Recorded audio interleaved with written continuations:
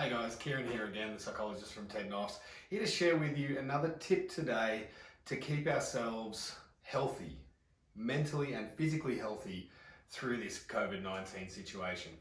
And the tip I wanted to talk about today is the importance of structure and routine. So structure and routines are things that we all do in some form or another in our everyday lives. And routines are simply activities that we take part in that happen regularly each day. So for example, your normal morning routine might involve something like waking up, having some breakfast, brushing your teeth, getting dressed in your school uniform, perhaps getting your bag ready, leaving the house, maybe jumping on a bus, maybe jumping in the car and heading off to school. Similarly, an evening routine might be that you come home, you might look at some homework stuff, you might jump on the internet, you might have a shower and have dinner, and then you might go to bed. So routines are actually really, really important in our everyday life for a few different reasons. One is that they help keep us motivated. They give us purpose to what we're doing. They give us a reason to do things, even a reason to sort of get up in the morning. They provide some regularity, in other words, keeping things so that we're not doing something different every moment of the day. And probably most importantly is that they provide us with a level of predictability in our life. In other words, we don't have to sort of continually worry or be curious about what's around every corner. It's important to have some flexibility and some change in our life for sure. But it's also important to have some predictability in knowing what tomorrow might hold or is likely to hold.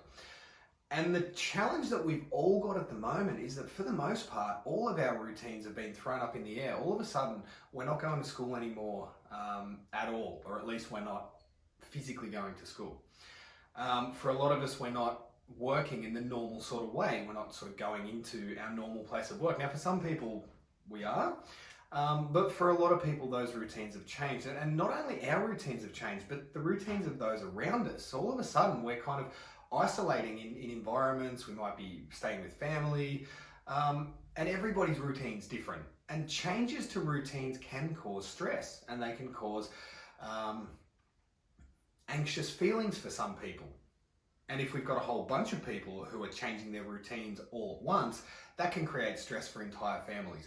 So a couple of really, really important and key pointers that I feel could really, really help you guys through this is developing a new routine. Let's just put to the side the fact that our regular routines will most likely come back at some point, hopefully in the not too distant future, but we likely can't do those typical routines right now. We need to develop something new to suit these new circumstances where we have to socially isolate, we can't go see our friends, and we can't go to school. So the first tip I want to give is making sure that we keep a routine about what we call our own self-care or self-hygiene, let's say.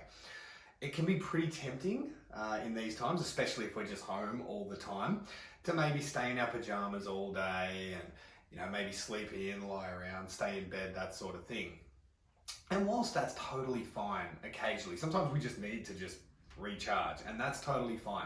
Where it can become a bit problematic though is if we find that we're going sort of days on end or even a week or more staying in our pajamas and lying around. Our last video we talked about how important physical movement is, not only for our body but for our mind as well. So one really good tip is to develop a routine around our own self-hygiene. So developing a routine whereby we're getting changed out of our pajamas into clothes every single day. We're making sure that we're still doing things like brushing our teeth twice a day. We're doing our best to have a shower once a day. If not, trying for sort of once every 2 days, but trying to develop a routine around that. The second tip I want to speak about is the importance of a clean space. For a lot of you guys, I know, a lot of this social isolation will be happening in your bedrooms. You might be sitting in your bedroom on your laptop or on your phone or something like that. I know that for a lot of young people who visit street unis, home can be a pretty stressful place anyway, and so it can feel like my bedroom's the only real place that I can go at the moment. So it's so important that space doesn't look like a bomb's just hit it, because a messy space can give us a really, really messy headspace as well.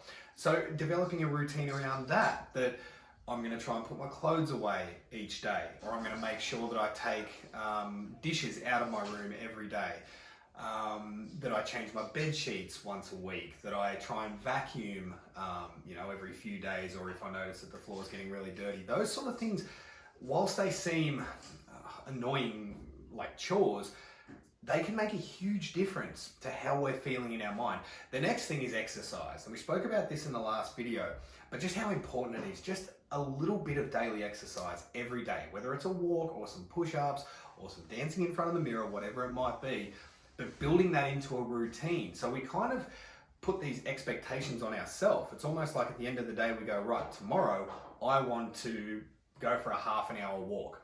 And then in the morning, trying to hold ourselves accountable to that, to go, no, you know what, I said I'd go for a walk and I'm going to stick to that, because that's really important at the moment.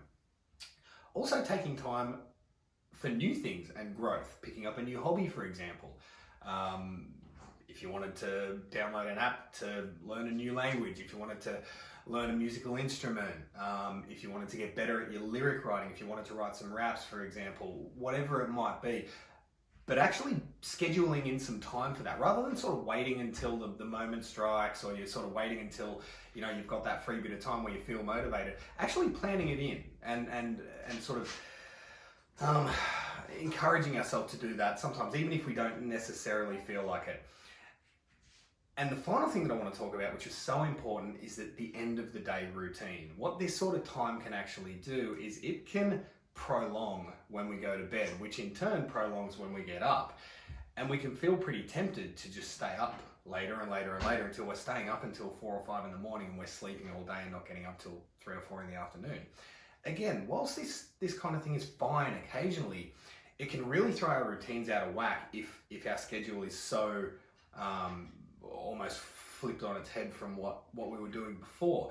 And the difficulty is going to come that when the world goes back to normal, and when it does come time to go back to school or back to work, it's going to be really, really difficult to readjust if we're so used to going to bed so late and getting up so late. So trying to have a routine around, when am I going to turn the computer off? When am I going to put my phone down and go to sleep? So I can actually wake up at a reasonable time and try and continue with this routine that I've set for myself. So that's our tip for today, is just try and develop some sort of structure or routine. It will help with your mental motivation, and it will certainly help through this time of both mental and physical isolation. Thank you so much for spending time with me today. I look forward to seeing you in more videos soon. Look after yourselves and take care of each other.